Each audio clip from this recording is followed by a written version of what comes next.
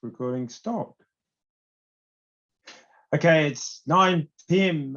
In Brisbane time. Welcome everyone to the inaugural Inspires Global Pitching Research Competition 2022.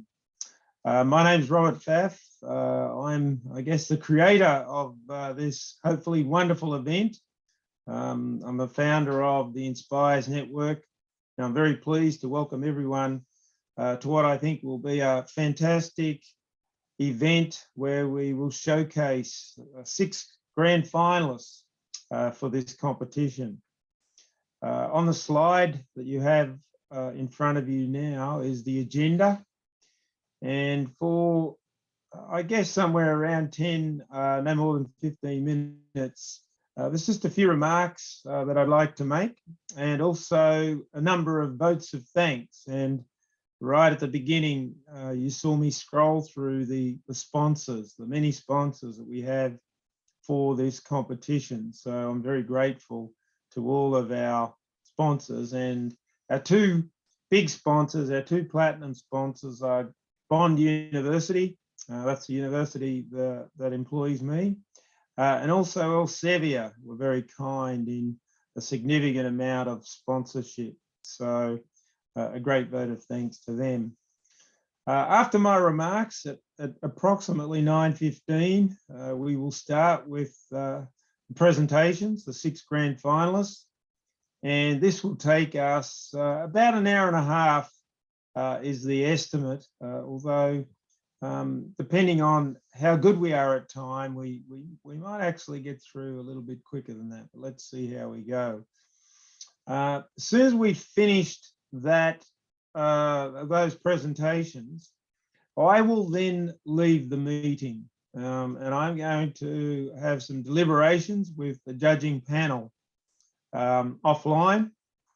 And while I am offline in this other meeting, Duk Fan is going to very kindly just take care of you. Maybe it's also a time for you to stretch your legs as well. And then I will return approximately 15 minutes later back to this Zoom meeting, and we will wrap up the event. I'll announce the winners and wish you all, well, for me, a good evening. For some of you, it will still be earlier in the day. So that is our plan for this event. So now let me just make a few more remarks. And first of all, I need to have a big thank you, make a big thank you to, well, the sponsors, the grand finalists themselves. Congratulations to all of you. Tonight, there will be only 1 winner, but there will be 6 winners. You already are winners. I know it's a little bit corny, but out of 300 entries in this inaugural competition, it's a fantastic effort that you've made it through to the grand final. Thank you to all the participants, those 300 entries. We couldn't have an event without all of those participants, so thank you. I'd like to thank the International Panel of Judges, and on the next slide, I'll reveal the big secret of who these judges are. I'd like to thank the country coordinators. We had country coordinators in over 10 countries where there was activity. So there was a lot of hard work done by many of those coordinators. Again, thank you very much. We had a large number of assessors. We can't have a competition like this without the voluntary efforts of the assessors to allow us to make a fair and reasonable comparison across those that have entered the competition. So thank you very much to the assessors. Thank you also to the Inspires VPs that have been working on and off throughout the duration of the competition, and other members that have been involved. And apologies if in all of that long list I've forgotten someone. I'm terribly sorry, but we do very much value your efforts as well. Well, the international panel, the international judging panel, we had 8 international judges, and they are listed on this slide. So I'd like to just take a little bit more time to thank each of these people individually. So Professor Isaac Ochiri from Carleton University in Canada, Associate Professor Marcio Mercado from the Federal University of Paraiba in Brazil, Professor Charlie Kai from Liverpool University in the UK, Associate Professor David Mathava from Strathmore University in Kenya, Professor Sebastian Hoffmann, HHL in Germany, Professor Agyenem Boateng, De Montfort University in the UK, Dr. Luisa Unda Langer, University of Mannheim, Germany, and Professor Nadia Albu, the Bucharest University of Economic Studies in Romania. So you can see that this panel is truly international. It actually encompasses 4 continents. And in case you're wondering why 2 continents were left out, it was very intentional, because as you should know, and you'll be reminded shortly, the 6 grand finalists are from Asia and Australia. So it was very important that I chose judges that were independent, and I felt that independence should be protected even at the continent level, so that the judges would not be tempted to vote for an entry from their continent. And this was a significant effort on the part of these judges, that they put in many hours looking at the materials, and I really am very, very thankful for their efforts. I'll say some more about those efforts towards the end of this session. Well, to remind you just very, very quickly, a bird's eye view of how we've got ourselves to today, we basically had a funneling of semi-finalists from a range of countries, and then also some other special categories. And in the end, we had, I believe, about 24 semi-finalists. So 24 semi-finalists were drawn from around about 300 entries. We had all 6 continents represented in the semi-finalists, and there were somewhere around 15 countries were represented. And we filtered those semi-finalists down into the worthy 6 grand finalists that we will witness very shortly. So the timeline that we had for the competition is briefly summarised here. We launched the IGPRC in October 2021. The entries were received over the months October, November, December, and then January and February of 2022. And during that time, we had several national competitions that were held that were really a way of then funneling those best candidates through to the semi-finals, and then some of those that made it through to the grand final. We conducted an assessment process largely during March and April, although for some of those national competitions, those assessment processes took place a little earlier. And we announced the semi-finalists in late April this year. The 6 grand finalists were announced in May, and we find ourselves today about to experience the grand finale in this online event. So the schedule that we will follow is listed on this slide, and my rough logic for this, and there could have been any number of ways I came up with an order, but basically I thought let's approximately start in the eastern part of the globe. So the Australian entry, Jamie will lead us off, and then we're working ourselves gradually west. And what we will be doing is allowing or hoping that each presentation will last about 10 minutes. I know some of you need an extra couple of minutes, so we do have a little bit of time there just to allow ourselves some slippage and a changeover. So I don't believe that we will strike any serious difficulties there. So if I check the time, we're actually 5 minutes early, approximately, but I don't believe there's any need for us to delay the start. There's nothing more at this stage that I would like to say, except to wish all the candidates the best in their pitch presentations today. And so with that, I will stop sharing my screen, and I will ask Jamie Farrell to take over and to share her screen. And when you are ready, Jamie, please, if you could start your pitch presentation. All right, thank you for that, Robert. I assume everyone can hear me okay, and the screen is sharing okay. Excellent. I'm just going to minimize this camera here. So in short, my name is Dr. Jamie Farrell. I'm an early career researcher at Charles Sturt University in Australia. And tonight's presentation is pitching my research titled An Invisible Illicit International Economy, the Nexus of Fraud and Trade-Based Money Laundering, which I will be referring to throughout this presentation as TBML.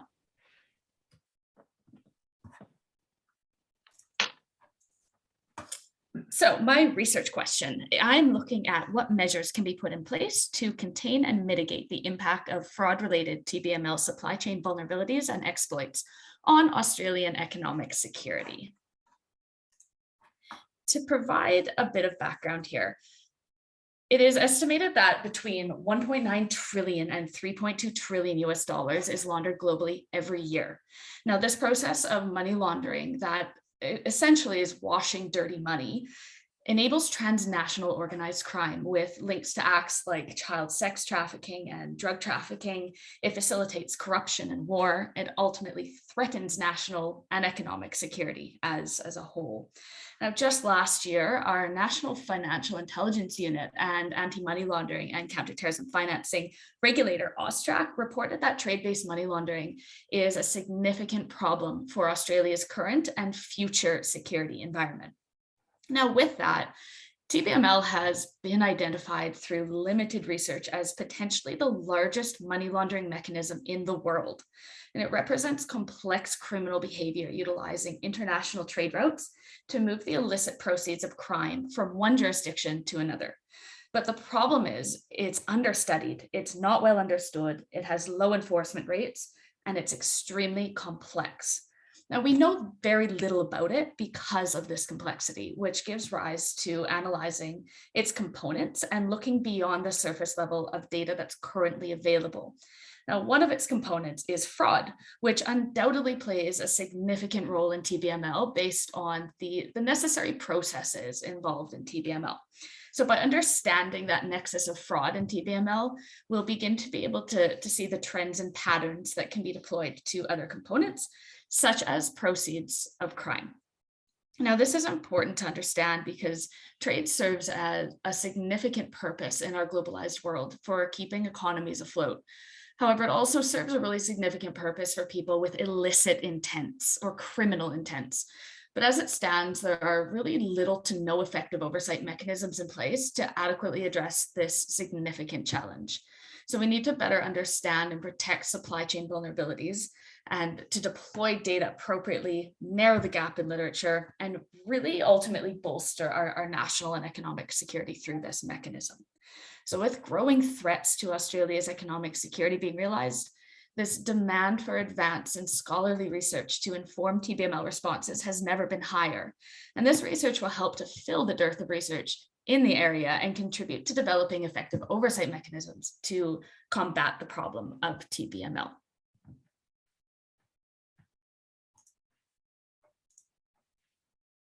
So in terms of the idea, the hypothesis is that fraud plays a significant role in TBML. We know this because of the TBML typology. But what we want to find out is to what extent, so that we can appropriately understand the supply chain vulnerabilities and exploits to economic security. Now, understanding these 5 key points is going to be the basis of this research. So the first is determining that regulatory and legislative mechanisms for TBML and fraud, determining the relationship between fraud and TBML through case studies, determining supply chain vulnerabilities via a process analysis, identifying the controls for both TBML and fraud, and identifying the economic security risks posed to determine a theoretical base. However, as I said, there is a dearth of knowledge in this space and no real evidence to display what law enforcement, regulators, banks, and national security actors are actually faced with. So a better understanding of this threat is really needed. And the challenges are going to be within the tensions, both theoretical and practical. And we need to understand to what extent the state might actually need illicit flows and how different agencies work together or don't on such matters. Now, these will be key research considerations as we go through. Now, in terms of the data, I am going to be taking a 2-phased mixed method approach. The first phase is going to consist of data provided by the World Customs Organization, and this has been agreed to by them. And this is going to be a compiled data set of global trade patterns broken down into these key components listed here. So that's commodity groups, import values, export values, and country-specific trends. The second phase involves interview data, and this is going to be gathered by interviewing Australian Border Force officers in the first instance, as it's looking at Australia in the first round. And this is going to address the components listed here, being the historical trends, enforcement trends, and strategic and operational insights. Now, turning to the method, for the first stage, mirror gap, or also known as trade gap analysis, is going to be completed. And that is the analysis of the gap between a country's export and import declarations. And that's going to help analyze that quantitative data that we've gathered, that raw data set provided by the World Customs Organization.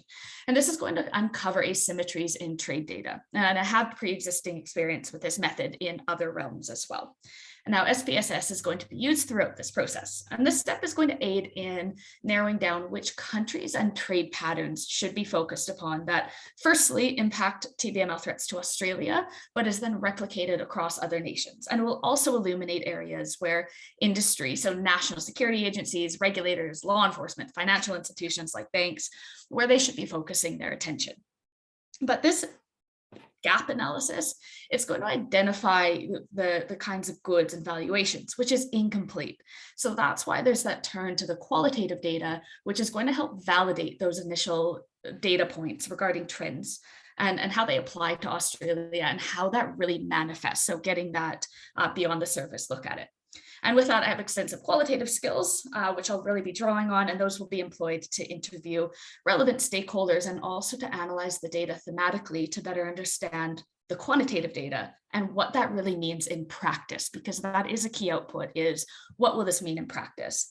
Now, specifically, what we want to understand here is the extent to which fraud features in practice. So what's new about this? TBML is, as I kind of identified earlier, it's the largest money laundering methodology in the world. Yet despite its pervasiveness, it's incredibly understudied. And what's more, it may represent the single largest facilitator of transnational fraud in the world. So TBML and its associated fraud is very easy to perpetrate. It's difficult to detect. It causes significant losses for the state, and it provides massive revenue for criminals. It's also really difficult to study, which is why there is a lack of study on it. But this study specifically is going to really provide a better grasp of the problem. So in order to understand what is needed to mitigate TBML risks through existing control systems, it's first necessary to understand not only the mechanisms money launderers use to carry out their trade, but also the global control framework which these crimes are committed within. So an in-depth study in this realm has not yet been completed. So it's quite a novel insight on that. So the so what factor. TBML and financial crime in general, it's a mystery. It's a mystery in the sense that there's a general acceptance that it's taking place all around us, yet we know very little about it. So this study strives to address that problem by providing a detailed, objective picture of the TBML threat that can be expanded out to other components.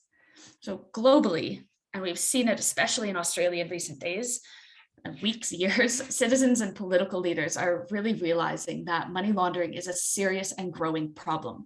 It's causing real social harm, from gun violence to escalating property prices to destabilization of entire government institutions.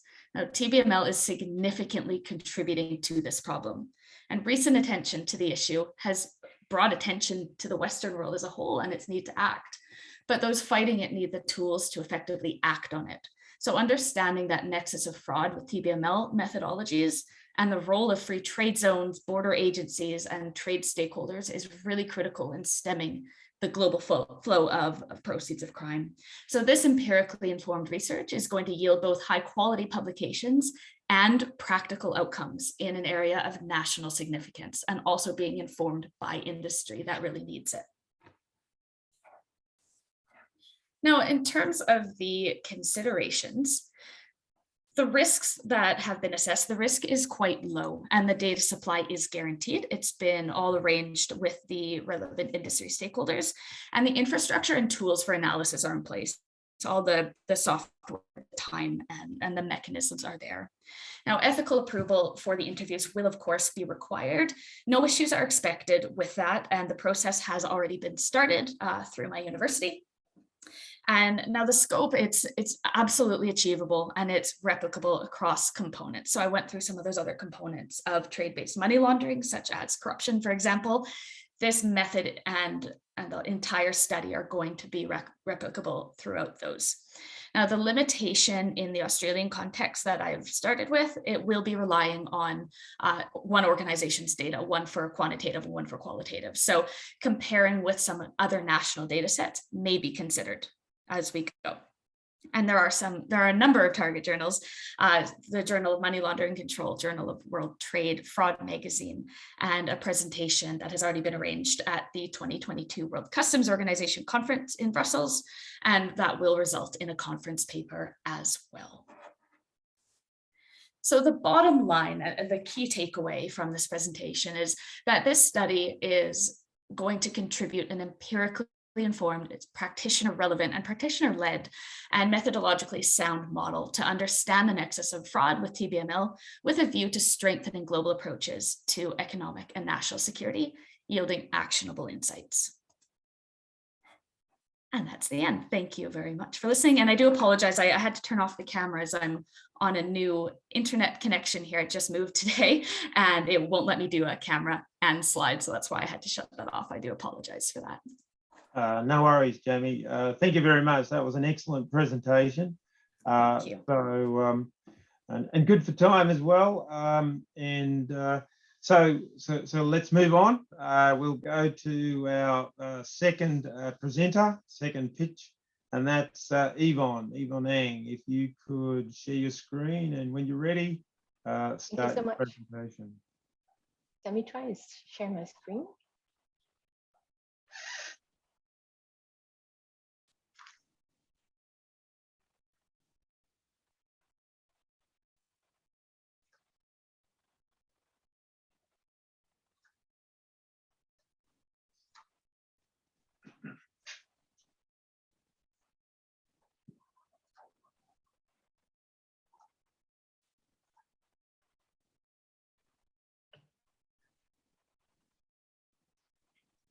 All right.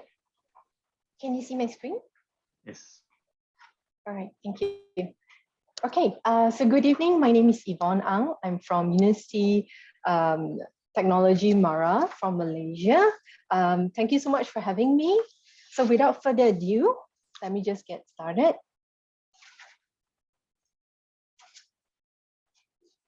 All right, my research idea focuses on consumer resistance. We are living in the Anthropocene age, where human choices, actions, and also behavior has a significant impact on the planet's ecosystem. Increasingly, governments of nations all around the world are responding to the needs to address sustainable development goals. One way in which governmental organizations address this is through top-down policy interventions. However, the efficacy of top-down policy interventions are weighed down by consumer resistance. Therefore, I'm interested to learn I'm interested to learn how consumer resistance can be reduced through the interaction with consumer-initiated movements. So consumer-initiated movements can be a force to be reckoned with, powered by consumers who have committed to a vision of sustainability. These organizations can actually organize and strategize to overcome blockages and also engage stakeholders to obtain change. So consumer resistance in sustainability interventions is defined as the refusal to accept or support a sustainability intervention. So consumer resistance doesn't primarily arise because of the unwillingness to change, but rather the consumer's behavior is rooted in dynamic social practices, which could be hard to change. In short, how can consumers change if they don't know how? So top-down policy interventions impose into the daily lives of consumers, but do not always present strategies and ways to overcome, to help people change, leaving consumers in limbo to figure out for themselves. So imagine if someone asks you to give up a habit that is already embedded in your lifestyle without any indication of how to do it. So taking this into consideration, perhaps social interaction with consumer-initiated movements might provide consumers with the social support and access to sustainability strategies that can help bring about the practice and maintenance of new behaviors. Therefore, this study tries to map the consumer journey from resistance to adoption of behavior to uncover how consumer-initiated movements can reduce consumer resistance. In order to map the consumer journey through resistance and change, consumers aged 21 and older who need to accommodate sustainable policy changes in waste management will be the respondents for this study. This study will utilize semi-structured diary keeping for a period of 6 months on a weekly basis to capture the consumer's reconfiguration challenges and processes. That interviews will be employed to obtain insight into the progress of the consumer's move towards sustainability. Adequate data sample for robust and valid understanding, of course, is obtained through saturation. The two key models that guide this study include the theory of consumer resistance and also the shift framework. The first model, as you can see on the slide, identifies the resistance process. And as the consumer's behavior changes, the shift framework is used to understand the consumer's move towards sustainability. So semi-structured diaries will be used to identify the consumer's reconfiguration challenges, focusing on responsibilization battles, unsettling emotionality, and also unlinking other practices. And the reconfiguration processes will focus on the consumer's sense-making, accommodating, and stabilizing behavior. The shift framework is used to understand the consumer's move towards sustainability. And the depth interviews will focus on consumer psychological factors such as social influence, habit formation, individual self, feelings and cognition, and tangibility. Data analysis is then facilitated through the use of NBVO. So, what's new? With an increasing number of top-down policy decisions for sustainability made by policymakers, it's beneficial to understand if the interaction between social movements and consumers can provide the social support needed by consumers to move towards sustainability, where consumers leverage on the knowledge and information available in social movements in hopes that they might help to reduce consumer resistance and heighten the success of sustainability policies imposed on consumers. This study seeks to map the consumer's journey from resistance to the adoption of change by utilizing the theory of consumer resistance and the shift framework. New themes that might emerge will also be incorporated in the findings. The theoretical contributions includes the mapping of the consumer journey through resistance, in which theory integration of the theory of consumer resistance and the shift framework is expected. This study will also contribute to the understanding of the influence of social movements and, very importantly, social support in enabling behavioral change in top-down policy interventions. In order for this study to be carried out, this study requires the collaboration between consumer-initiated movement and consumers who are new to the sustainability journey. And possible risks in this study include the consumers themselves giving up and consumer movements being unpredictable. Finally, this study could possibly be sent to the Journal of Social Marketing to be considered for publication. So that's all from me. Thank you very much. Very good. Thank you, Yvonne. Very good on time there. We will now move on to the third presenter, and I'll ask Melinda Malau to share your screen, and when you're ready, if you could start your pitch.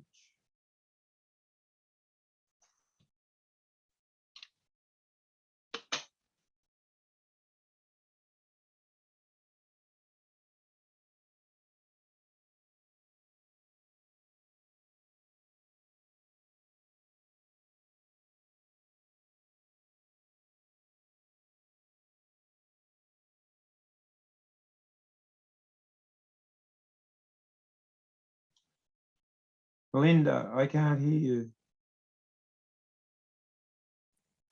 Hello, Melinda. Thank you, Prof. Robert. That's better. I think you should start again. Okay. Hi, first of all, I want to thank you for the chance that has been given to me. My name is Melinda Malau, a graduate of the doctoral program at University of Trisakti, Indonesia. My working title is Does Information Asymmetry Influence Cost of Capital in the Pandemic Situation?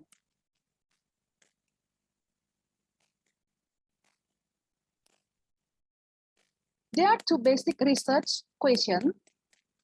First, to what extent information asymmetry could influence cost of capital in the pandemic situation?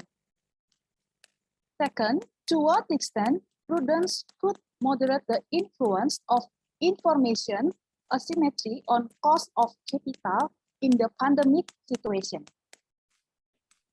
Sorry, Melinda, we couldn't see your slide. The slide is not moving. Yes. Yeah. Okay.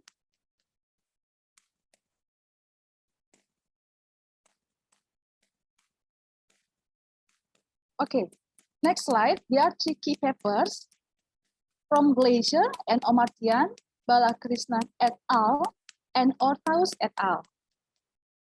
About motivation or puzzle, International Financial Reporting Standard introduced a new term as prudence as a substitute for conservatism. The term of prudence is related to revenue recognition. Prudence refers more to neutrality, namely the application of accounting policies that are neutral and free from bias. This study will be conducted before and during the COVID-19 pandemic. Many companies put their best effort to maintain their business continuity by increasing their capital. And one of the efforts is to become a public company to obtain additional funds from investors. Hence, listed companies have to pay attention to their cost of capital when deciding a funding option. The calculation of the cost of capital is essential to help them making the right investment new decision. And how about the idea? The idea is to develop a new measure of prudence with reference to improve the bias formula. After developing prudence formula, this study will analyze the application in presenting financial reporting. Next, this study will examine the influence of information asymmetry on the cost of capital moderated by prudence, which is as a moderating variable. Prudence is expected to strengthen a more neutral and unbiased presentation so that the cost of capital will be lower. Prior literatures have limited examined the prudence variable before and during COVID-19 pandemic. This research is related to agency theory as a grand theory and signaling theory as a middle theory.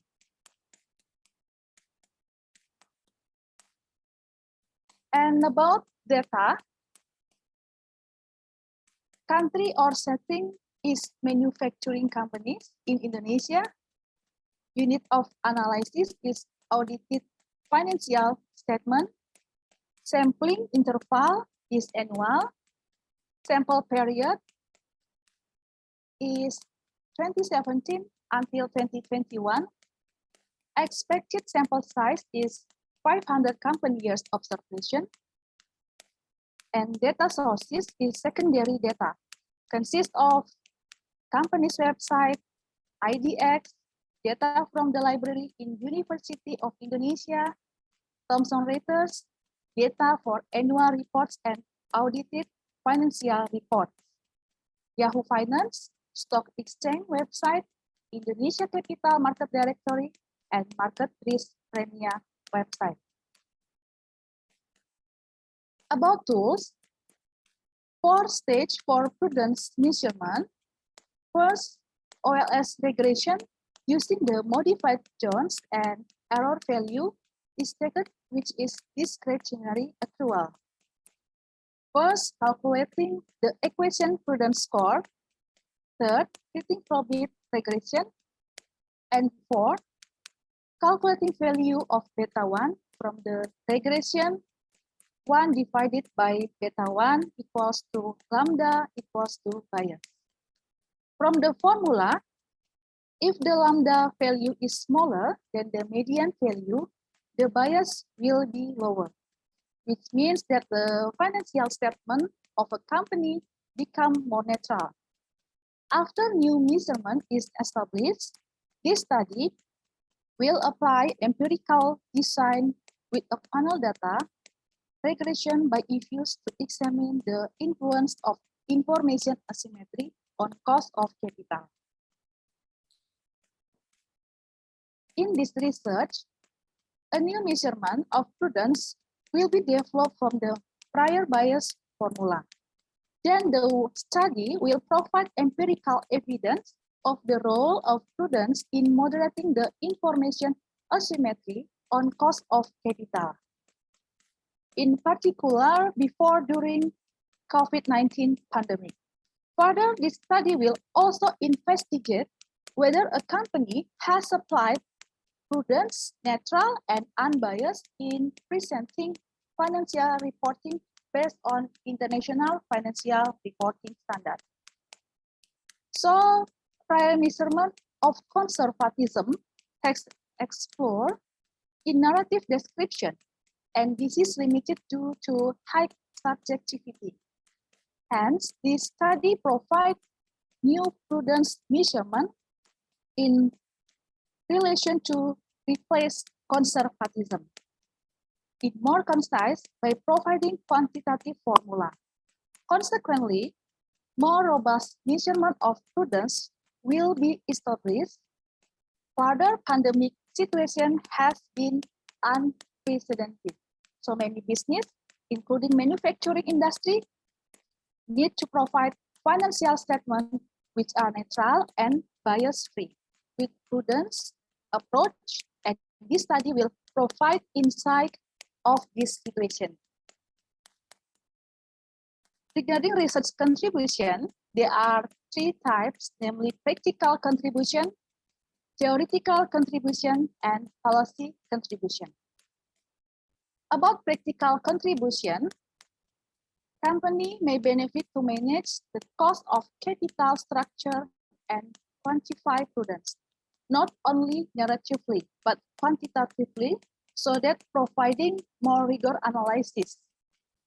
Further, companies may evaluate different factors before and during COVID-19 to mitigate risk and take strategic action to manage the situation.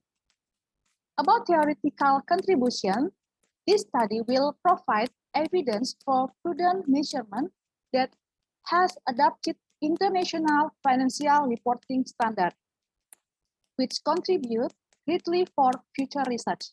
This study may also support the role of agency theory discussed by Glaser and Omartian 2021 and Balakrishnan et al. 2021. Policy contribution. This study is expected to provide recommendation for the Financial Service Authority in adjusting regulation for prudence implementation. Regulation about concerning the implementation of guarantee institution. In addition, this study will improve the implementation of PSAK regarding prudence, cash flow, allowance for the full account, and asset age. And the last slide on other consideration, explaining collaboration, target, competitor risk, and risk of obsolescence. Collaboration has not been needed at this stage, but there is the opportunity to collaborate for the study. Target is accounting and finance, international journal Scopus Q1. Competitor risk is moderate. The number of research in this area are limited. Therefore, this study will flourish the existing area of financial accounting. Risk of obsolescence is low. Prudence is in accordance with the application of neutral accounting policies and reduce bias in evaluation. Hence, this prudence measurement is not only using the COVID-19 pandemic, but can be used afterwards. Okay, thank you. Thank you very much, Melinda. That's very nice, very good presentation and good timing. So that's the first half of our six grand finalists. Now we will move on to our fourth grand finalist, Vu Nguyen. That's Mike. Your turn, Mike. Please share your screen, and when you're ready, please start your pitch. Thank you. All right. Can you guys hear me? Testing, testing. All right. Okay, I'm just gonna share my screen. Give me a sec. All right, you see my screen now? You see my screen? Hopefully. Yes, we do. Thank you. All right, thank you very much. Okay, so without further ado, I'll start, okay? All right, so hello everyone. My name is Vu from Vietnam. Today, I represent for my country in the grand final event of Global Pitching Research Competition. My talk today is about constructing a blockchain configuration framework for various financial ecosystems.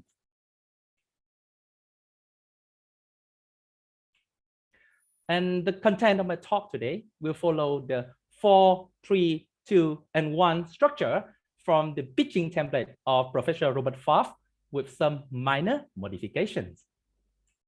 Now, my interesting study is driven by this research question.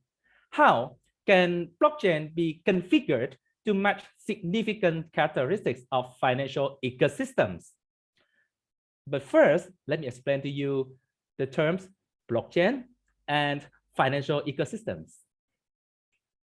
I guess many of you have heard about the word blockchain on the news or on the internet.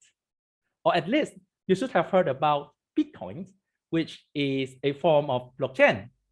But what is blockchain? And what are the important characteristics of blockchain?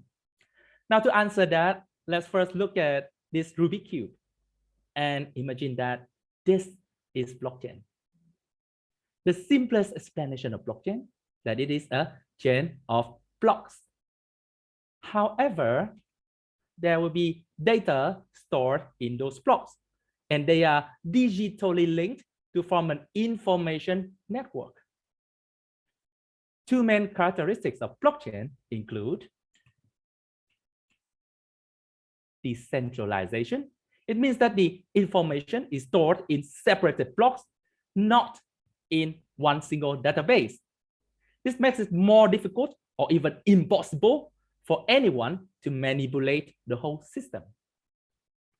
And immutability, it means that it is impossible to delete the data when they are stored in the blockchain system.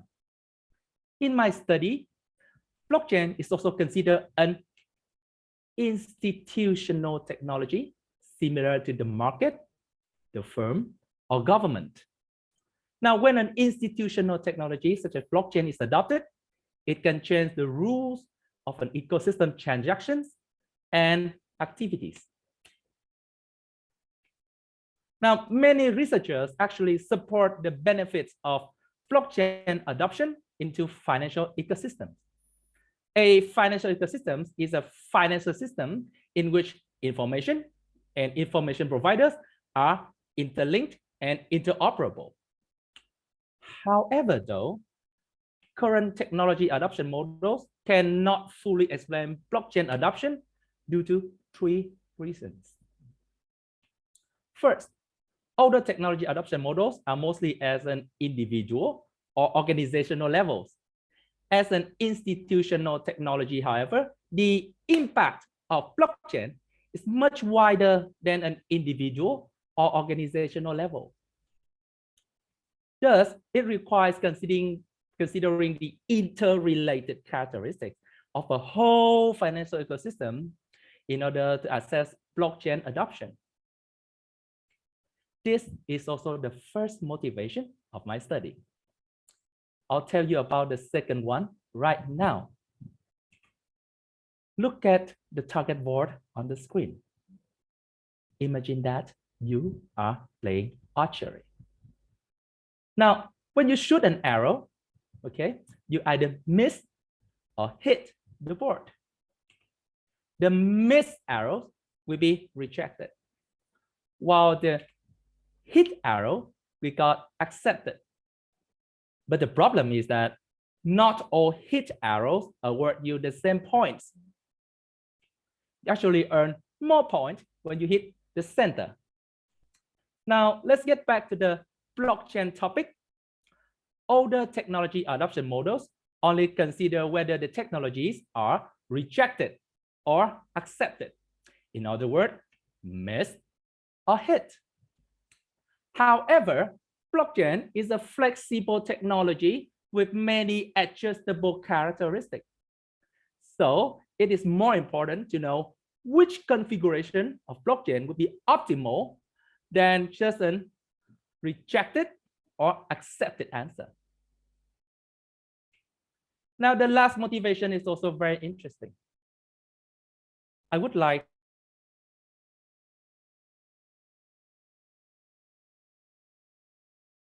you to look at the key institutional variables. Now, past models only consider them as independent variables. That means the change in one variable do not affect the other variables. However, though, blockchain as an institutional technology, it can connect those variables and can change the existing variables, making them no longer independent. Now, the three motivations of both are inspired by the following key papers. The first paper talks about blockchain as an institutional technology. The second paper shows some limitation of current technology adoption models. Finally, the third paper talks about how to use the fuzzy set qualitative comparative analysis, FSQCI for short, which I am going to apply in my study. The idea of my study also follows 3 main steps. Step 1, the general economic characteristics of financial ecosystems are identified. Then, different financial ecosystem typologies are categorized based on their general economic characteristics and their blockchain adoption needs. Step 2, the most significant and adjustable characteristics of blockchain are identified. These include security and privacy, extensibility, transaction capability, consensus algorithm, and identity management.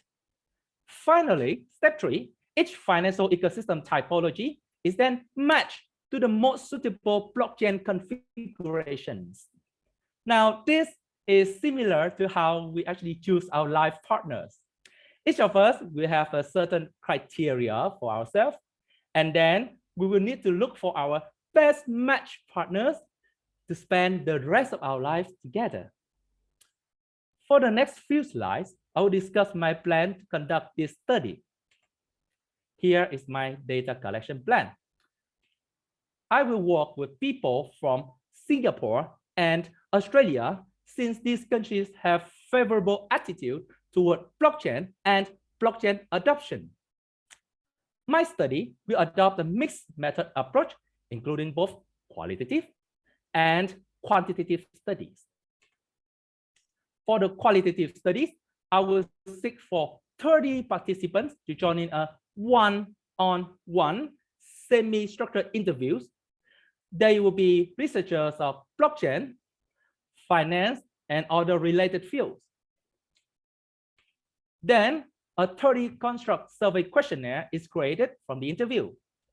It will be reviewed by academic experts before being sent to 300 participants, including technical developers and managers, for the quantitative study. Ethical issues are my top priority, and I will seek for ethic approval before conducting the study. The tools used for data collection and analysis are described in this slide. For the interviews, I use Zoom to record and NVivo to process the obtained data. As for the survey study, I use anonymous Google form to record and the IBM SPSS software to process the obtained data. Then the fuzzy set qualitative comparative analysis tool is used to find the optimal blockchain configuration because it is a better choice than the other methods. Next, let us discover what is new in this study. First, this study considers blockchain not as a normal, but as an institutional technology. Second, the FSQCA survey analysis method is actually a new method in the technology adoption literature. This tool can find the most suitable blockchain configuration, which can be one or even more than one set of best matches for each of the financial ecosystem typology. This study aims to have the impacts on managers and policymakers. In particular, it aims to change their perspective on blockchain now as an institutional technology. It also aims to make them aware that the characteristics of blockchains can be very easily configured. Thus, it allows the managers to choose the most suitable blockchain configuration for their organization. It also allows the policymakers to make the most suitable policies supporting and governing blockchain adoption. In short, this study has 3 contributions. First, this research provides insight into the adoption of an institutional technology such as blockchain. Second, blockchain can help us clarify how the characteristics of financial ecosystems can be matched with the configurations of a newly adopted technology. Finally, using the FSQCA can provide a new method for survey data analysis for future technology adoption research. Other considerations of my study include collaboration, targeted journal, fundings, and additional risk assessments as shown on the screen. For collaboration, I will work with researchers in Vietnam, Singapore, and Australia. My targeted journal is the International Journal of Information Measurement, a Q1 journal. I also plan to apply for fundings to cover data collection and research assistant costs. Finally, I've also done a risk assessment and mitigation plan. Thank you for your attention to my presentation. I would also like to thank my mentors, my team, and my supporters who helped and encouraged me along the way. I hope you have a nice day. Thank you very much. Thank you, Mike. A very nice presentation. Right, let's move on to our penultimate presenter tonight, and that will be Riyad. Are you there, Riyad? Yeah. Okay. When you're ready, if you can share your, so you're sharing your screen and get the presentation. Just hold on. Yeah. It seems a bit odd. It's showing. Yeah. Can you see my screen? Yes. Just hold on. It's loading.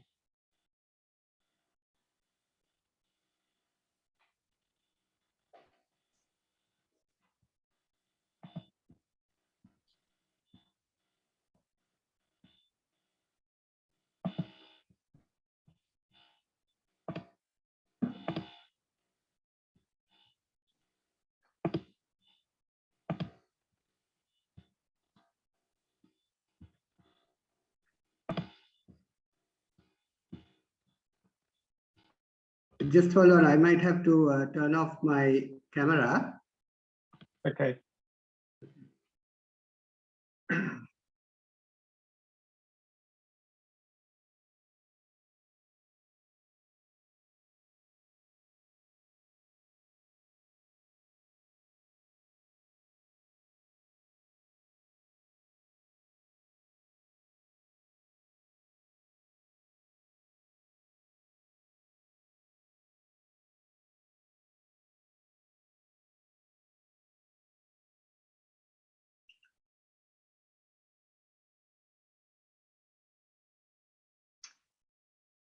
Right, you're muted at the moment, Riyad. I don't know what you're doing.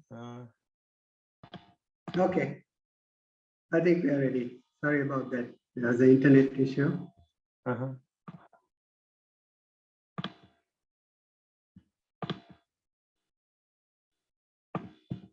Good. You can see the screen, right? Yes. Okay. All right. Hello, guys. Sorry for the delay. My name is Riyad Ismail, a PhD candidate from Sri Lanka. My research area is on career decision making. There is a saying that education is the wealth of a nation. Tertiary education is free in Sri Lanka. Although the government spends a colossal amount of public money on tertiary education, graduates face a severe dilemma in finding a suitable career when transitioning from university to work. In Sri Lanka, graduate unemployment is more than 6 times the average unemployment rate. Even in the USA, research shows that there is high unemployment. Who would have thought? High unemployment in Sri Lanka is caused by a myriad of social and economic issues, which are well researched by various scholars and thus not the focus of my research. Alternatively, my research will focus on the process that undergraduates follows to make adaptive career decisions when they face the stark realities of such uncertainty. Just to put it in perspective, individual agency is a person's ability to actively and independently choose and affect change without depending on others. Studies by Hines and others have found that when students foresee severe hardships in finding a suitable career, when transitioning from education to work, they rely more on their internal attributes like cognitive, behavioral, and personality factors to motivate themselves to engage in adaptive career behaviors to make career decisions. Therefore, as per Lechner and colleagues, it is important to consider such individual determinants when researching education to work transitions in the wake of career uncertainty. Which brings up the working title, Investigating Undergraduates' Individual Agency in Career Self-Management when Faced with Career Uncertainty. As I highlighted, my research aims to determine the process of undergraduate career decision-making using their individual determinants. Therefore, my research question is, what are the cognitive, behavioral, and personality determinants of undergraduates' career self-management process? I chose these 3 papers, which form the fundamental arguments of my research.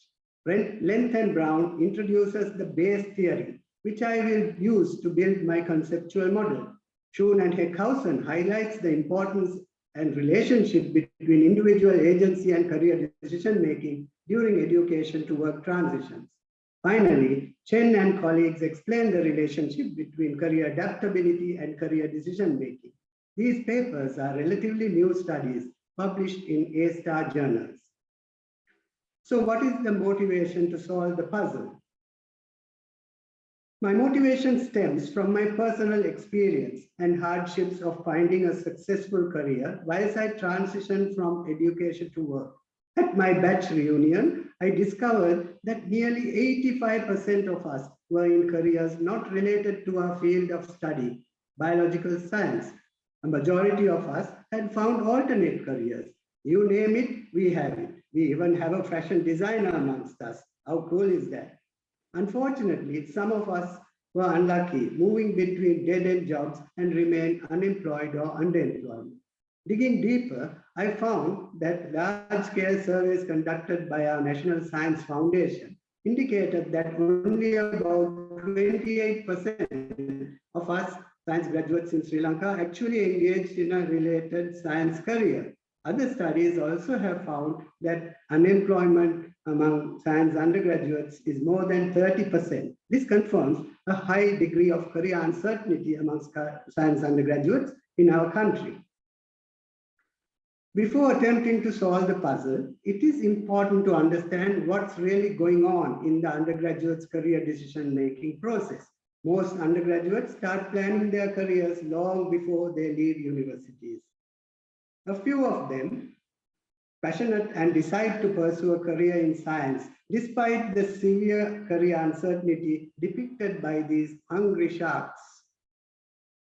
However, due to uncertainty, most of the science undergraduates prepare themselves to engage with alternate careers. But sadly, some of them cannot engage in such transitional journeys and then drown in the sea of career indecision. So the puzzle I'm trying to solve is, why are some undergraduates able to make successful career decisions, whilst others find difficulty in the wake of facing career uncertainty? The idea, as per literature, an undergraduate's career decision-making process is influenced by 2 factors, namely external factors and individual determinants. External influences have been well researched both in Sri Lanka and overseas. However, individual determinants, which are more complex and vary from person to person, is less studied. I will be using Length and Brown's career self-management model of the social cognitive career theory.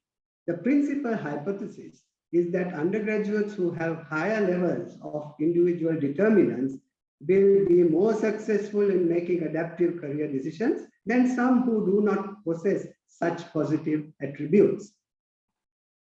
My conceptual model will include independent variables such as self-efficacy, outcome expectations, proactive personality, career adaptability, and career engagement. The dependent variable is career outcomes of career decidedness or career indecision. The data set I will be using is derived from verified published data and the population sample, that is the science graduate output from state universities in the western province of Sri Lanka, Using the Cressy and Morgan table, a sample size of 750 male and female undergraduates will be selected for the quantitative study. A random sample of 30 students will be selected for the qualitative study. Data quality and validity is assured as the sample is clearly identifiable, quantifiable, and accessible. So what are the tools? This is a mixed method study. The quantitative study instrument will be a self-administered questionnaire. Qualitative study will be a semi-structured interview guide. Data analysis and quantitative data is through a multivariate analysis via structural equation modeling using SPSS's AMOS module. And for qualitative data, it will be through a thematic analysis. Again, reliability and validity of the findings are very high, as I will be using culturally adapted and validated tools as well as triangulation. What's new in this research? This study intercepts the three individual determinants, and the intersection X depicts the emerging area of research and practice. In other words, the new findings of my study. This study will be a first of its kind in Sri Lanka. Since the CSM model is relatively new and not tested in different cultures, this study will add to the scientific knowledge base. The study is also very relevant to the current economic challenges faced in Sri Lanka and other countries due to the post-pandemic era and the looming global recession that is predicted. Amalgamated theories and constructs to improve the CSM model will enhance the existing theoretical landscape of the career decision-making process. So what? Testing the conceptual model in a context of economic uncertainty, which is one of the main causes of career uncertainty, will test the robustness of the theory's framework. Apart from the theoretical contribution, my study will facilitate career development programs and career counseling programs by understanding better the personal factors that play a role in the career decision making. To some degree, help achieve a positive return on the large amount of public spending on science education. My research will also help employers better understand the internal motivation of employees and plan their careers.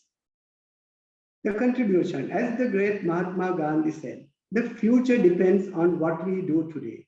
In all endeavors we undertake, being proactive both in mind and action helps us to act today to realize a brighter tomorrow. As you know, my country is currently undergoing an economic meltdown. This will put further stress on undergraduates seeking good careers upon graduation. As per the Creed and others, unemployment and underemployment affects young individuals financially, mentally, and physically, which is not good for a country's young human capital.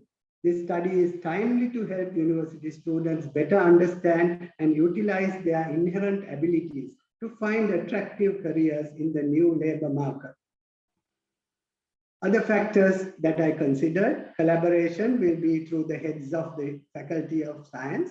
I have targeted the Journal of Vocational Behavior, which is an A-star journal.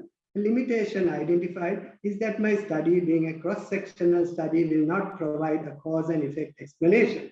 I have considered all risks in my planning and carrying out my research. Thank you very much for the opportunity. Thank you, Riyad. Good timing and a very nice presentation. Thank you very much. So that leaves us with one final pitch presentation. So if we can hand over to Dilshad, and if you could share your screen with your PowerPoints, Dilshad, and start your pitch whenever you are ready. Thank you.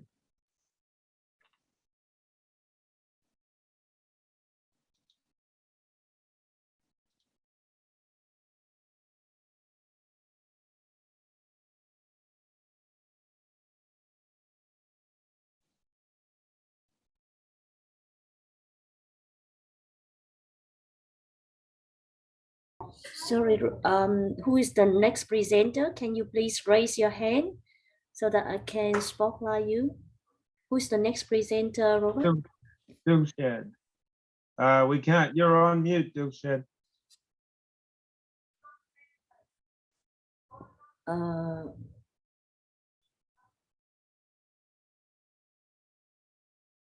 I could. You're still muted, Dilshad. I can see she's speaking. Yeah. I need to give him or her the co-host.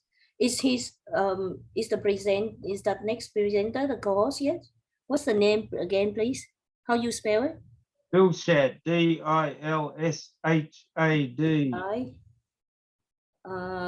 D-Shed Sayi, correct? Yes. Okay, all right, yeah, okay. All right, yep, I do it. Okay, yep. You ready now? Yes. So I spotlight you, yeah.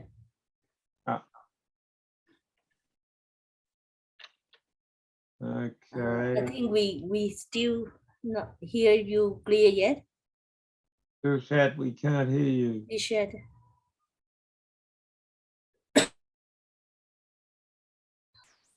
We still can't hear you, Dilshad. I see you are unmuted, but we still cannot hear you yet.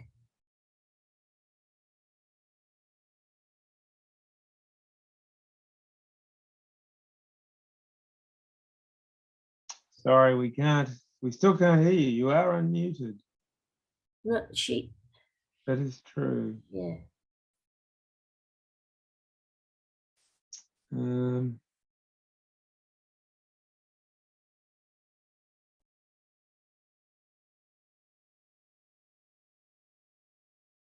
Can you say something? I don't think we hear.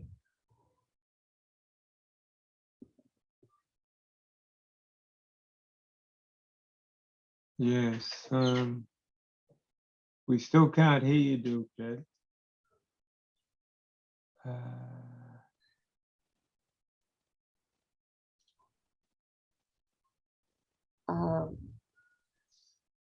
May I recommend you leave the Zoom and come back, or maybe you log in with another device like your phone and use your phone as your microphone.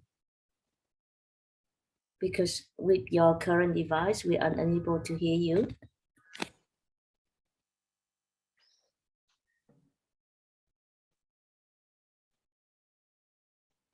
Yes. Only raised hand.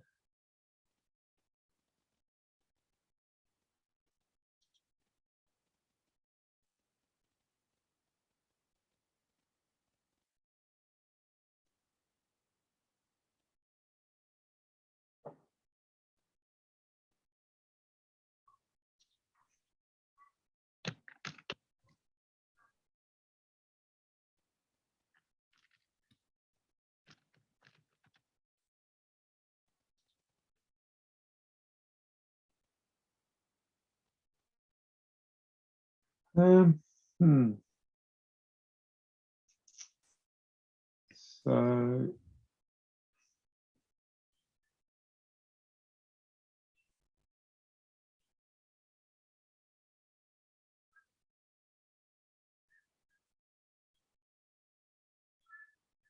all right, Dilshad, if you're saying anything, we can't hear you. We also can't see you, but we can see your slides.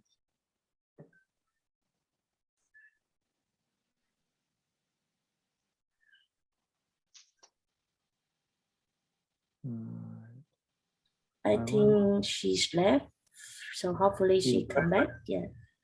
Yes, hopefully. I'm following your instructions.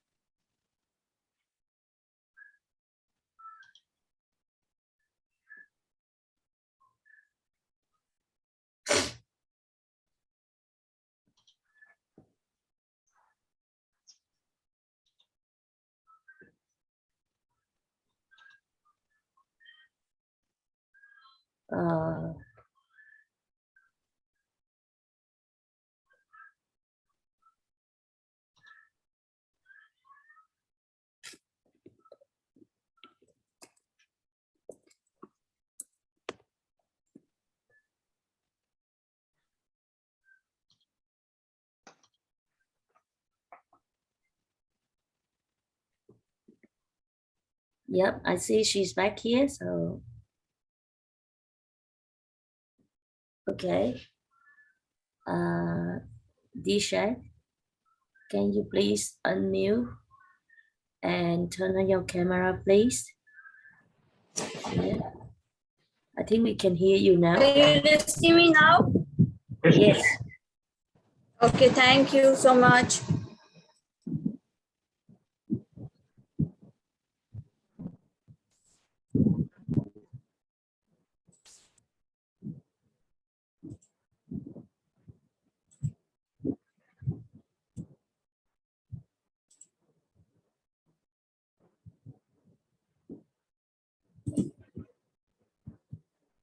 Hello everyone, I'm Disha Said from the Department of Physiology at University of Karachi.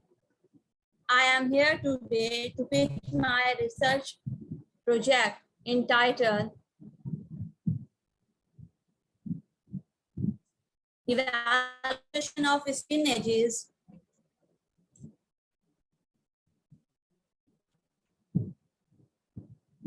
Advanced Glycation and Product as a diabetic nephropathy biosignature. I would like to define the few terms which is I am using in this title, AGs, the advanced glycation and products. They are the glycated modified protein, lipid or nucleic acid that are oxidized after the contact with aldose sugar like glucose or fructose. Diabetic nephropathy is the renal damage in which we will detect the abnormal quantity of albumin in urine sample more than 300 milligram per day. It should be confirmed in 2 urine sample out of 3. So my research has to be addressed this question: would the advanced glycation and product be a promising test for the early detection of renal impairment in diabetic patients? Many studies have revealed the role of the AGs and inadequate metabolic control in the development of skin infections and CKD and DKD in diabetic patients. So my first study will show that inadequate metabolic control like hyperglycemia has a greater susceptibility to the skin infections in diabetic patients rather than the control. The second paper showed that the AGs and the RAGE interaction slow down the wound healing and the cell replication in diabetes, which will cause due to the ROS production and activation of pro-inflammatory pathway. The third paper showed that the MGH1, CML, and glucose pain, they are the type of the advanced glycation and product, and RAGE are contribute in the DKD and CKD in diabetic patients. So what we are dealing with? According to IDF, approximately 537 million adults are living with the diabetics, and it will rise to 643 million by 2023 and 783 million by 2045. The death due to the diabetes and its associated diseases increased from 0.61 million in 1990 to 6.7 million in 2021. So, total global economic burden of diabetic patients increased from $1.31 trillion in 2015 to $2.5 trillion by 2030. IDF reported that more than 80% of ESRD, mean and stage renal disease cases are due to diabetic, hypertension, or combination of both diseases. So these statistics reveal that the conventional clinical methods are fail in the early detection of renal impairment because they depend upon the different factors and their value will fluctuate with respect to those factors, like serum creatinine value fluctuate with the muscle mass, therefore did not give the accurate result of EGFR. Microalbuminuria is depend upon the concentration of urine sample. If it is diluted, its value will be varies, and if it's concentrated, its value also varies. So it's time to investigate the new biomarker which will act as an indispensable tool for the early detection of renal failure. So I will work on ages. The hyperglycemia, mean increased blood sugar will increase the ages production in the blood and its incorporation in the protein of the cell membrane. So the biological function is improper, and it will cause the cutaneous manifestation in the diabetic patient. So increased ages production will also increase the interaction with its receptor like ROH, and it will activate the OS pathway, oxidative stress pathway, and inflammatory cascade, which will also cause the cutaneous manifestation and CKD and DKD in diabetic patients. So the three essential building blocks, the idea, we will move to the idea. The idea of my research is that we will investigate the skin ages in the diabetic nephropathy and control group participants. It should be cross-sectional and randomized study. Differences are measured in the stages among participants and act as a diagnostic test with a greater accuracy for the risk assessment of the kidney damaging. It may help the clinicians to diagnose the onset of the renal impairment in diabetic patients and the treatment management. Move toward the data. Data will be collected cross-sectionally from the group participants like control, which are non-diabetic, diabetic nephropathy from the Institute of Skin Diseases, Karachi. All the participants will examined by the dermatologist. We will numb the area with the 2% lignocaine with adrenaline and detect the skin tissue from the lesion area by 4mm punch biopsy, and it will fix in the formalin solution afterward. Blood sample will also be collected for the measurement of serum glucose, glycated hemoglobin, and serum creatinine, etc. Tools. The equipment will be used is 4mm disposable sterilized biopsy punch, 2 ml or 5 ml disposable syringes, band-aids, and other surgical instruments, and analyzer kit for the skin ages testing. Highly qualified dermatologists will examine the skin of all the group participants. Surgical procedure will be done by dermatologists, and nurse are for the assistant purposes. Research student under the supervision of assistant professor will collect all the necessary information and get the consent from the patients. Statistic analysis. The SSPSS software will be used for the data analysis, in which the multiple linear regression is used for the determination of the skin ages and the other clinical variable. ANOVA is used for the comparison purposes among the group participants. And Pearson's correlation will be used for the correlation analysis of variables.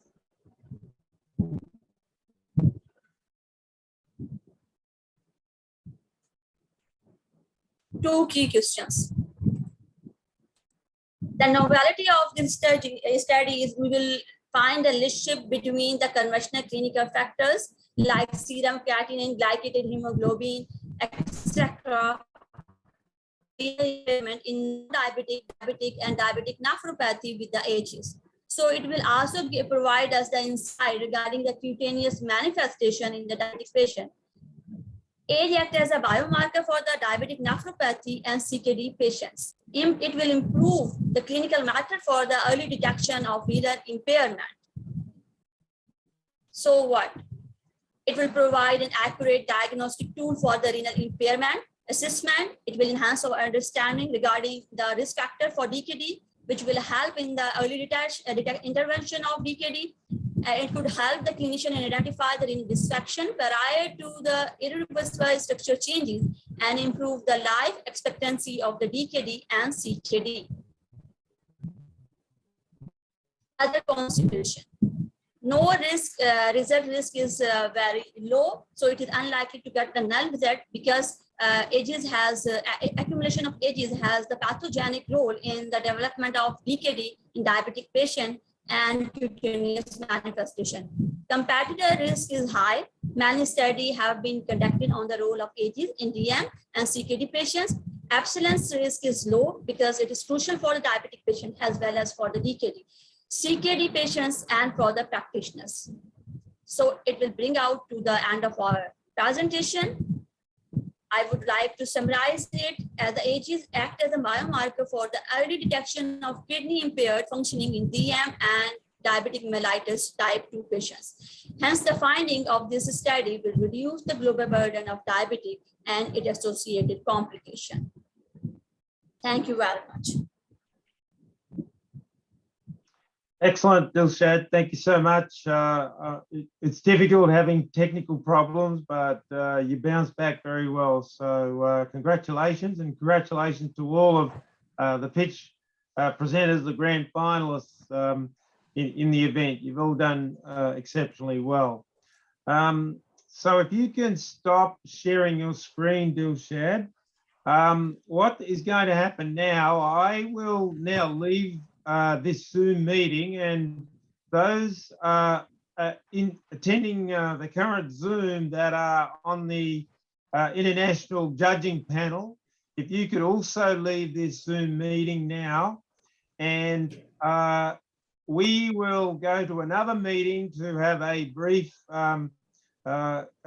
discussion, and then we will come back to this Zoom meeting in approximately 10 to 15 minutes time. So if everyone could just wait patiently, and in fact, Duke is going to look after you for the duration of my absence. And so I will leave the meeting, and I'll hand over to you, Duke. Yeah, yes, thank you, Professor Robert Phan. So I'm going to share with you a few videos. The first video is about the pitching research method. So it's the micro-credential, the online research course. As you all here know that the presenter are presenting their research based on the pitching research template. Right, the presenter know the pitching research template very well, but I guess that some of our audience here it's the first time they ever heard about the pitching research template of Professor Robert Phan. So Bond University has an online course that can help everyone to learn how to prepare amazing, beautiful research proposal or research pitch, like our presenter. So Dr. Tuyển Yu, can you please help showing that video clip? Yeah, right. And then we see how we go with the time. So I will have also a few other video about the event for everyone to see, to look back on the moments. Tuyển, you need to share the sound, Tuyển, please. So go to more and share the sound, please. Yeah.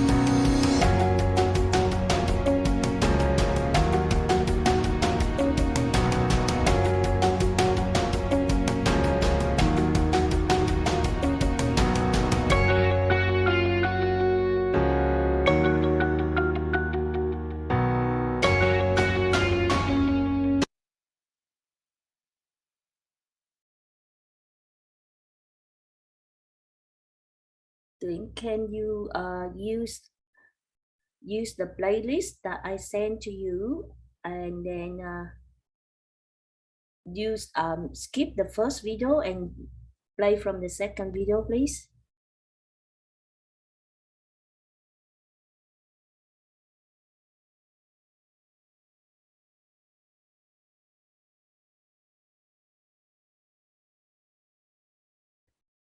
So that is the end of the video with 5-minute video presentation about the online course pitching research method. So now let's look back to review the list of our grand finalists.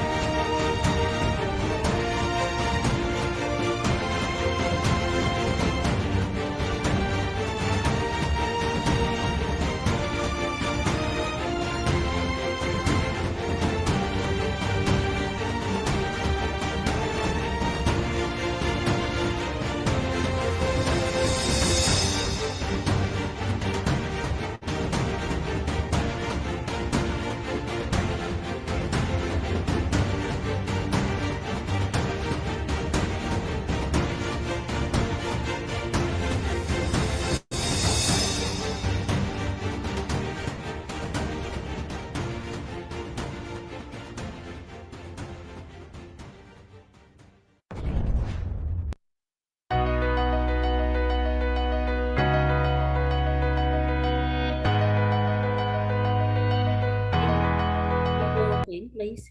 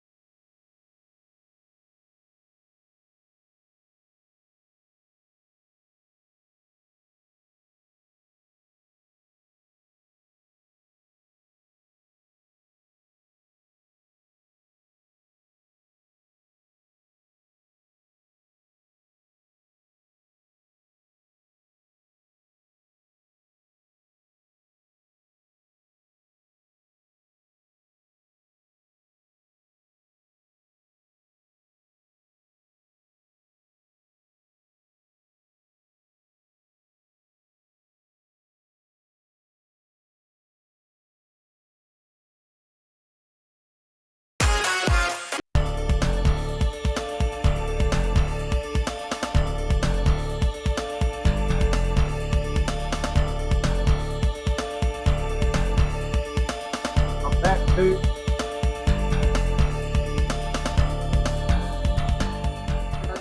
can you turn off the share screen? Thank you.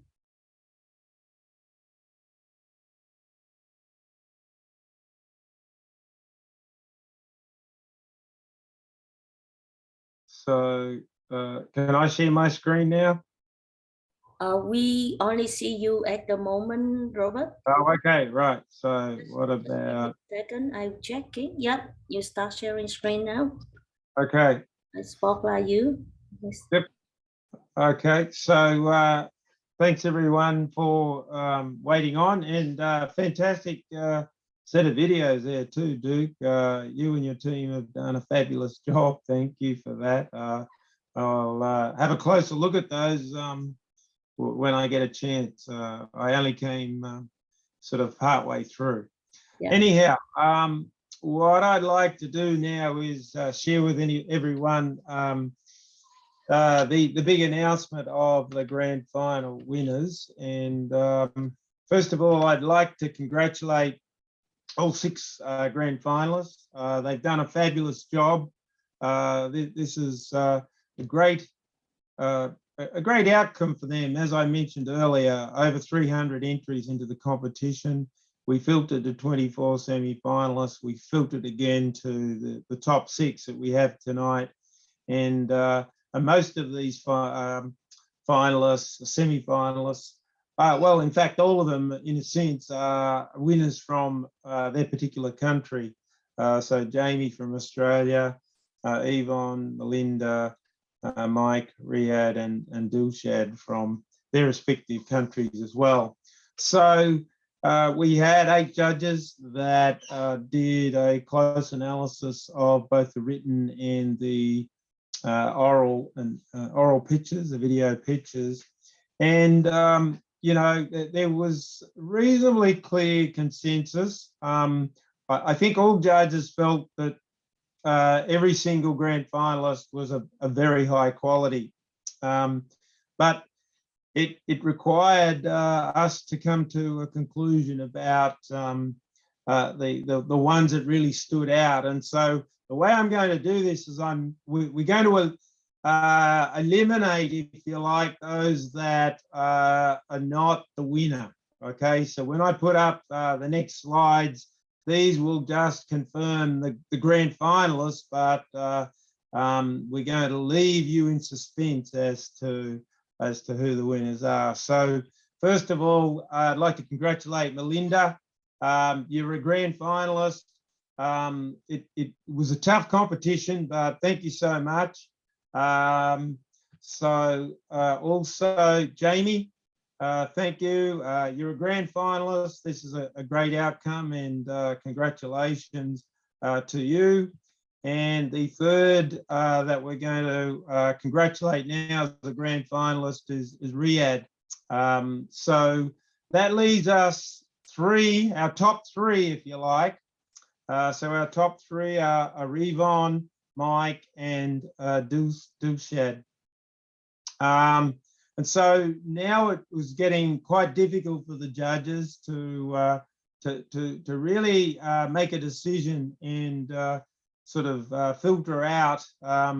Well, I guess you can think of it, we're trying now to find a top 2. So again, we're going to keep you in suspense. So I'm next going to tell you the 4th grand finalist, and that will leave us with the top 2. So I'd like to thank Dilshad for doing a very exceptional effort. But we have our top 2 that the judges came up with. So it's now sort of a little exciting to find out the winner and the runner-up. It's between Yvonne and Mike. So the way I'm going to do this now is the next slide is going to tell you the winner. So that we'll then know who the runner-up is, but the next slide's the winner. So it's my pleasure to announce and congratulate this person for a fantastic effort, and congratulations for winning the inaugural Inspires Global Pitching Research Competition 2022. And I'm happy to say that it's Mike. So Vu Nguyen Man Hui for your pitch that was constructing a configuration framework of blockchain adoption into various financial ecosystems. And as I told you, we had 8 international judges, and 4 of the 8 judges ranked Mike's pitch as the top pitch. So half the judges, that was a big consensus. So that's a fabulous effort, and the judges were independent, so they did not consult with each other. And so well done, Mike. And I'll give you a chance shortly just to say a few words, but of course, we also have to thank Yvonne. You're the overall runner-up for your pitch title, Moving Towards Sustainability, the Influence of Consumer-Initiated Movements in Reducing Resistance. So congratulations to you as well, Yvonne. So I'm going to stop sharing screen, and just happy to hear a few words from you, Mike, and maybe also from you, Yvonne, after we hear from Mike. So Mike, it's over to you. Tell us how you're feeling, and congratulations. Well, first, I'm talking about it not as a researcher, but as a gentleman. Maybe lady first. Oh, okay. Yvonne, if you would like to. Thanks, Mike. So thank you so much for this opportunity. I learned a lot to this whole exercise, and I had a lot of fun today. And my focus today was just to enjoy the process. So thank you very much, everyone. Thanks, Yvonne. Congratulations. Okay, Mike. Thank you. All right. Thanks, everyone. I mean, I'm not sure what to say. Was very touched because I have always been known as the runner-up in every past competition. It's always one step short for me to actually get the first prize.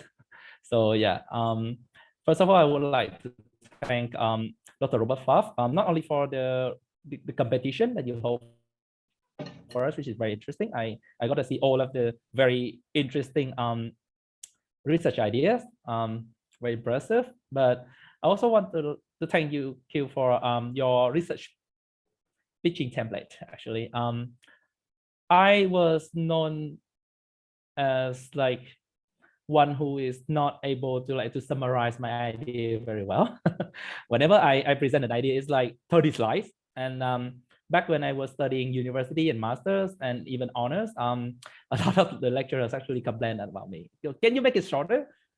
I was like, I can make it longer, but I cannot make it shorter. And Professor Pfaff's framework actually really helping me. Was really helping me, and not only on this idea, but also of like all of my other ideas moving forward. So that's his first thank you. Also like to thank my all of my mentors, my teams, and my supporters. You guys are very, very encouraging towards me. There are times when I think that okay, I'll just do it and be done with it. But some of my my team actually encouraged me to like once I do it for the sake of it. So I really put 150% effort into it, and I thank you for your encouragement, because like as researchers, we all do have a lot of, and lecturers as well. As most of you are here. We also have our real life, and we have our family as well. So and one day is only have 24 hours. So I was really encouraged to like really prioritize this, and I was really touched when I was given the highest honor.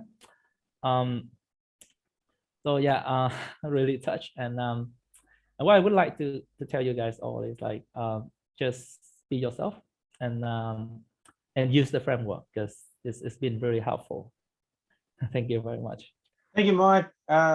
Thank you so much. So let me wind things up and congratulate everyone on a fantastic job. So we've got a few housekeeping things to do in the next few days. we will be in touch with you all to, I guess, work out details of the prizes that will be coming your way. So please be patient. We will make contact with you and sort that out. We'll also be reaching out to you to hopefully gain your help and kindness in ways in which you will help us, I hope, promote not only the competition. You know, we do have plans to run the competition again for a 2023 event, I guess, approximately in 12 months time, or maybe a little bit longer, but it would be fantastic to have your support in helping to promote that. But I think also generally it will be fantastic if you're able to give us support in terms of just bringing more visibility to the framework, to the pitching research framework, and joining us in helping to build the international network, the Inspires network, and in a way that is true to responsible science. And we're working on resources and some courses, a micro-credential course on responsible science. It will take us a few months to create that, but it will be an online course, and I think it will be a great resource that we're going to add to the already existing resources that we've developed, and I hope everyone here will find that valuable and help us promote it across your networks, so that, you know, one day soon we hit a tipping point. It's been a long journey for me. It's nearly 10 years now since I created the framework, and it does seem to be a slow process to develop it and to get the message out, but it's always extremely rewarding and gratifying that the feedback from people like yourselves, from young researchers like yourself, is incredibly positive. I don't know how many times I've heard young researchers say, I wished I'd known about that when I started my PhD thesis. So if we can get that message out, if you can help us get that message out there, we can help so many more. We're very keen to help as many as we can, but in parts of the world and in places where there is an obstacle, and typically it's an obstacle of resources, whether they're physical resources, human resources, or financial resources. And we know in many countries within Asia, within Africa, within South America, there is a desperate need for assistance in terms of, well, in all sorts of ways, but I think in terms of helping young scholars and giving them the ability to make great research and to really feel proud of what they're able to achieve. This is what Inspires really wants to do. So if you can help us make that a reality, it will be fantastic. Anyway, in Brisbane and in Australia, it's getting quite late. It's very close to 11 p.m. It's a little earlier for you in the other time zones, so you still have some time to relax. But for me, it's way past my bedtime, so I'm going to sign off. And I think one final thank you I must make before I leave, and that's to Duke, who has very kindly stepped in and helped me this evening. And I really do appreciate that, Duke, because it made it more relaxing for me rather than having to worry about too many things. So thank you so much for your help, and I certainly look forward to our collaboration continuing strongly into the future. So thanks very much. It's my pleasure to help you, Robert, and congratulations to everyone. You are all amazing researcher and presenter, and I wish you all the best with your research journey. I'm very confident that all the pitch today can be converted into an amazing research paper in the top journal. So well done, everyone, and thank you for having me. All right, thank you, Duke. So I wish you all very well, and we will now close this Zoom meeting, but keep an eye on the Inspires webpage, the Pitching Research and pitchingresearch.com page, and there's more to come in the future. So come along with us on that journey. So until next time, goodbye, good luck, and have great research outcomes. Bye-bye. Thank you. Bye-bye. Bye-bye, everyone. Have a great night.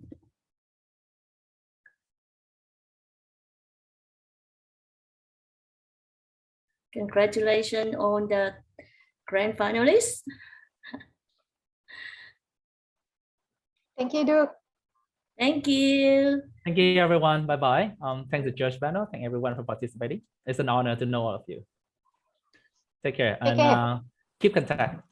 Take care. Bye. All right, setting off.